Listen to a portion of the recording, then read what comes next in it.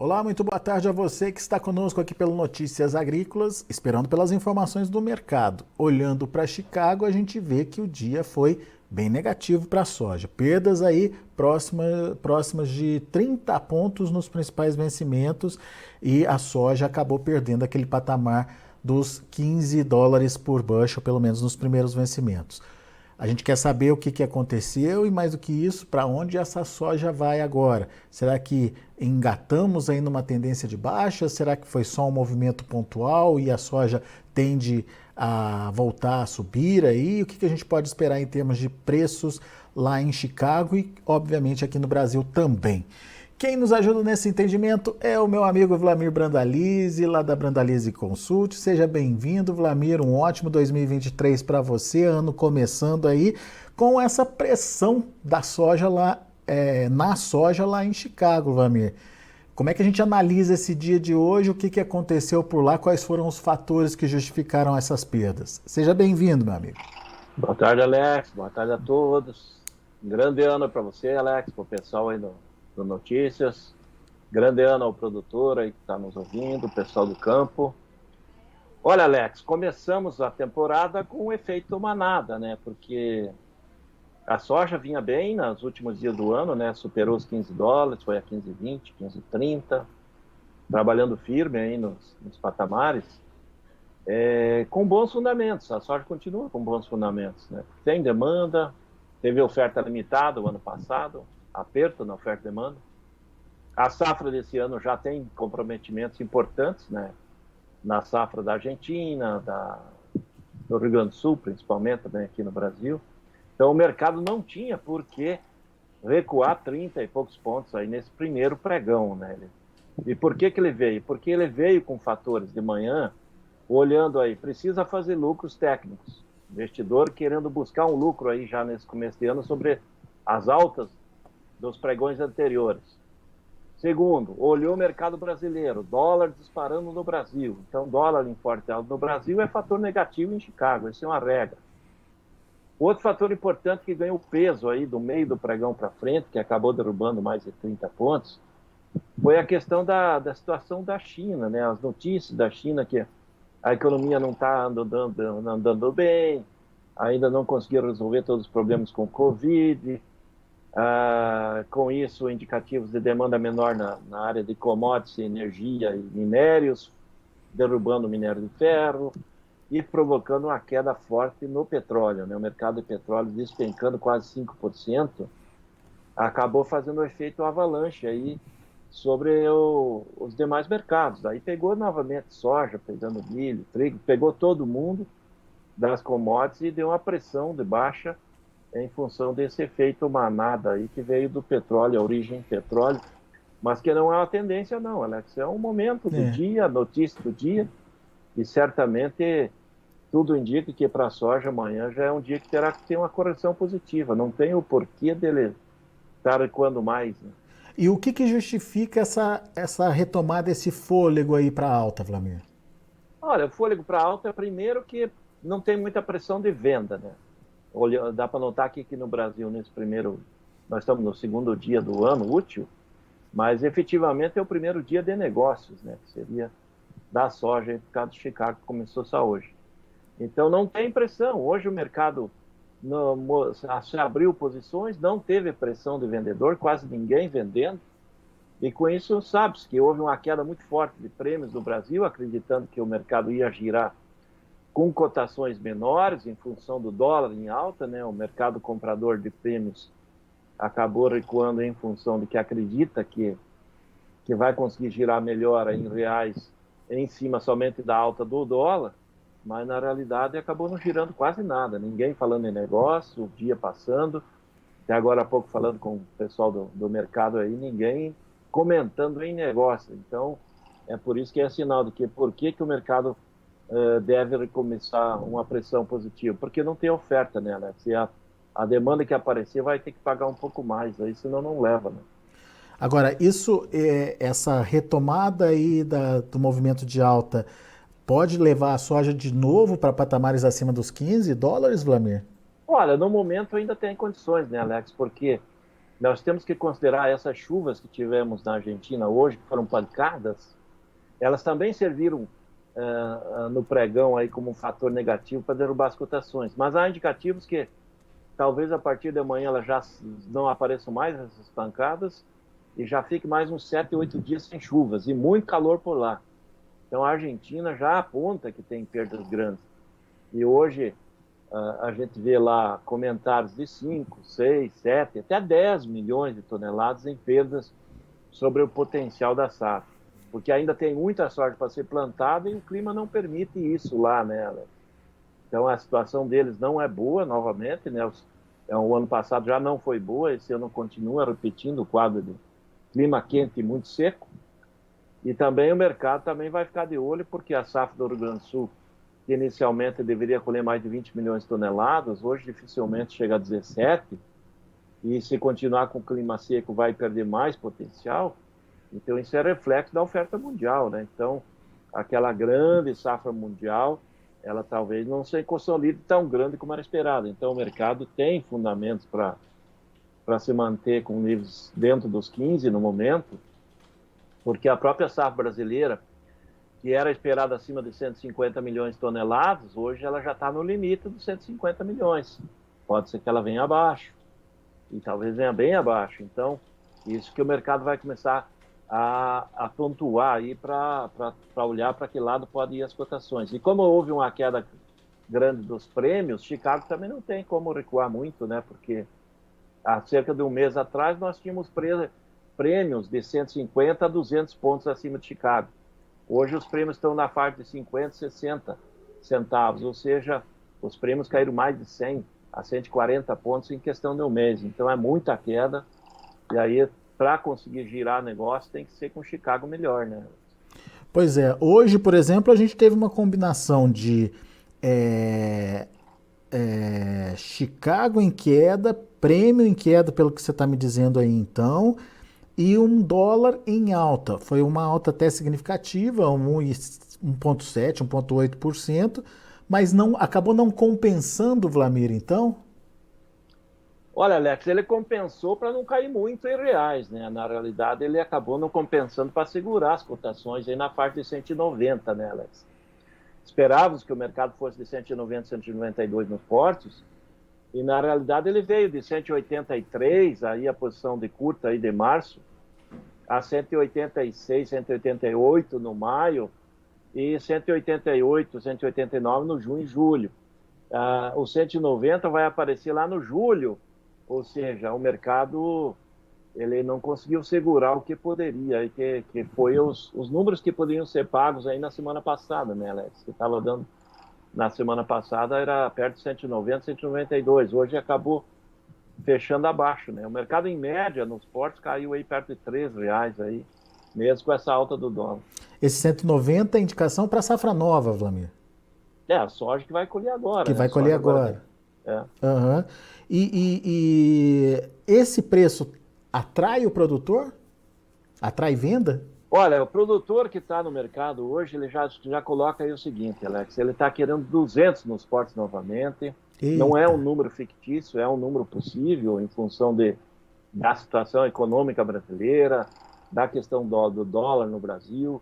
O dólar no Brasil mostra sinais que vai continuar pressionado para cima. E Chicago, voltando a trabalhar acima do 15, 15,30, 15,5, se ele chegar, com dólar acima de 5,50, nós vamos ter perto de 200 com potencial nos portos novamente. Então, o produtor quer números desses níveis. Por isso que acabou não girando nada hoje, porque o mercado no melhor momento aí pagou 188 para maio, aí principalmente Porto Rio Grande e Paranaguá pagava menos, e não atraiu ninguém para vender. O pessoal está esperando, acreditando que vai melhorar. E potencial tem, Alex. Mesmo com a safra chegando, tem potencial. Pelo menos aí nos próximos dias. Né? Pois é, isso que eu ia te perguntar. A chegada efetiva da safra brasileira, ela acontece a partir de quando? E ela vai realmente ter influência aí na precificação, Vlamir? Vai ter influência mais em fevereiro e começo de março, né, Alex? Porque, de uma maneira geral, nós tivemos aí até um leve atraso no avanço do plantio. Então, esse mês de janeiro vai ter poucas regiões colhendo soja. Então, nesse mês ainda vai estar embarcando soja da safra velha, do que tinha da safra passada. O mercado ainda é interessado, tem muito contrato para embarcar. E a safra, efetivamente, que vai embarcar a safra nova, é as posições de fevereiro, março em diante. Então, aí sim vai ter uma pressão. Então, temos aí, o que nós vamos ter nesses próximos dias? Tem produtor que precisa vender soja agora em janeiro, que deixou do ano passado para esse ano, em função do ano fiscal, que vai vender agora em janeiro, vai aproveitar. Em janeiro vai pagar posições melhores que fevereiro e que março. Depois nós temos a safra chegando em fevereiro em diante, que é as primeiras lavouras, né? As primeiras lavouras de fevereiro e março, que vem na safra efetiva.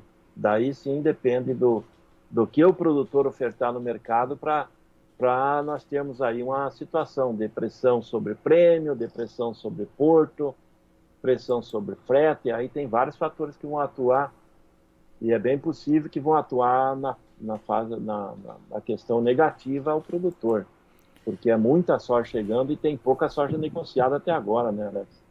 Então tem muito para chegar e pouco negociado. Quer dizer, tem que ter estratégia, então, para negociar essa soja, Vlamir? É um ano de muita estratégia, de muito acompanhamento no mercado, porque vamos andar num ano de turbulências econômicas brasileiras, em função desse governo que entrou, e insegurança financeira, né? Por isso que o mercado financeiro de dólar vai ficar nervoso. E Chicago vai andar em cima dos fundamentos, né? Mas os fundamentos principais é a quebra da safra da Argentina, a safra brasileira talvez não tão grande como era esperado, e aí vai depender do clima para o novo plantio americano, né? Porque eles vão entrar numa fase de El Niño, né? E El Niño não é nada bom para eles. Historicamente, El Niño tem causado problemas por lá. Então, isso também é fator aí que pode trazer apelo para sustentar boas cotações em Chicago e dar fôlego no mercado brasileiro, né, Alex? Mas aqui nós vamos ter muita pressão de oferta do meio de fevereiro em diante. Muito bem.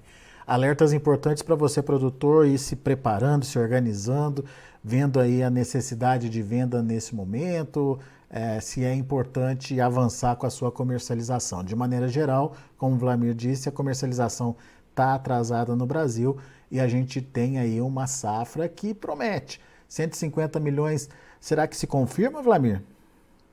Olha, Alex, se o clima continuar dentro desse nível e der uma melhorada nas chuvas gaúchas, eu acho que tem potencial ainda, né? Porque tem muita lavoura brasileira que vai surpreender esse ano aí, porque nós vamos ter muito recorde de produtividades. Tem problemas? Tem vários lugares com problemas, mas as lavouras em geral, elas estão com um clima bem regular esse ano. Nós estamos com um problema de clima basicamente do meio de Santa Catarina para baixo, e pegando do meio de Santa Catarina para cima, as condições de problemas são mais pontuais, na faixa mais a oeste do Paraná, noroeste do Paraná, pontos ali do noroeste de Santa Catarina, mas do restante do Brasil as condições estão muito perto do normal, porque o Brasil é um continente, Alex. Nós nunca tivemos até hoje uma safra com todos os estados colhendo em condições normais, ou seja, a safra regular, ou safra boa.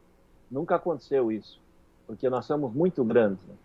Sempre acontece um problema na Bahia, um problema no Mato Grosso, problema no Rio Grande, Paraná, São Paulo, Minas Gerais, chuvas em excesso na colheita do Mato Grosso.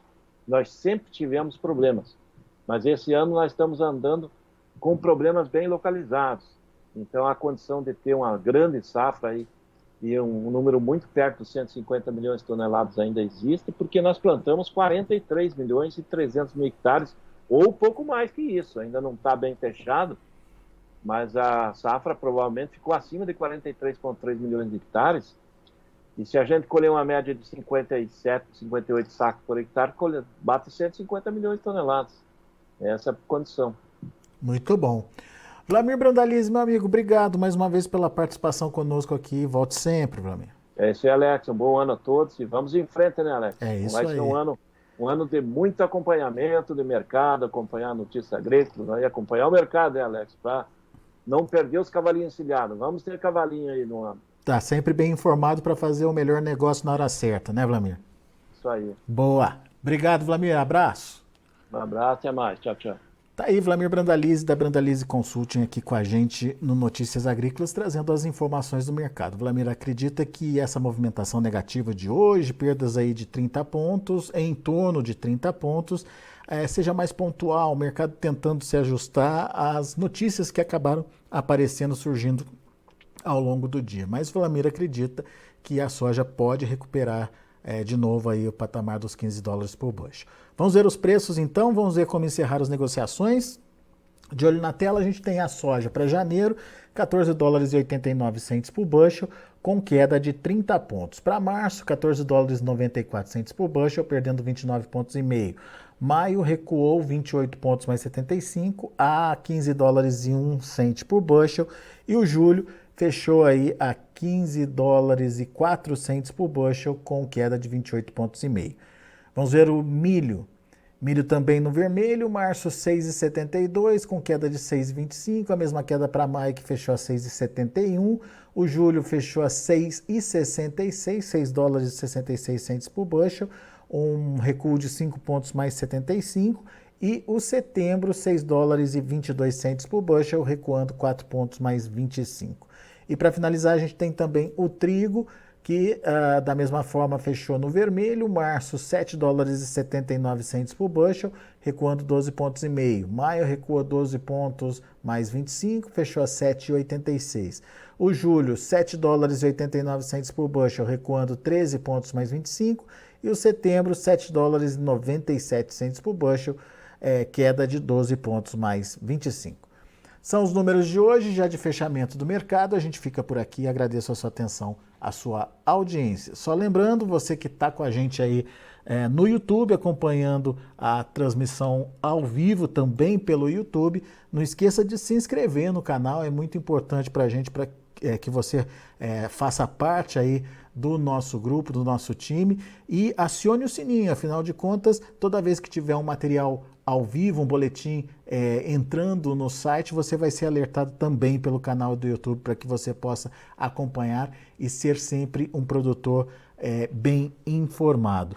E óbvio, não deixe de dar o like aí, é sempre importante para a gente o seu joinha, afinal de contas isso nos ajuda a chegar a mais pessoas também, à medida que você atesta aí a nossa produção, o nosso conteúdo aqui, esse conteúdo vai ser distribuído para outras pessoas que ainda não conhecem o Notícias Agrícolas.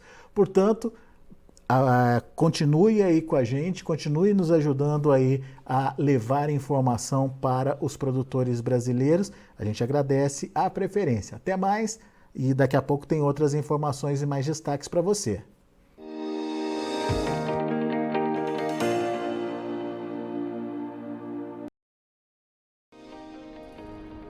Se inscreva em nossas mídias sociais, no Facebook Notícias Agrícolas, no Instagram @Notícias Agrícolas e no nosso Twitter @Notiagre. E para não perder nenhum vídeo, não se esqueça de nos acompanhar no YouTube e na Twitch, Notícias Agrícolas Oficial.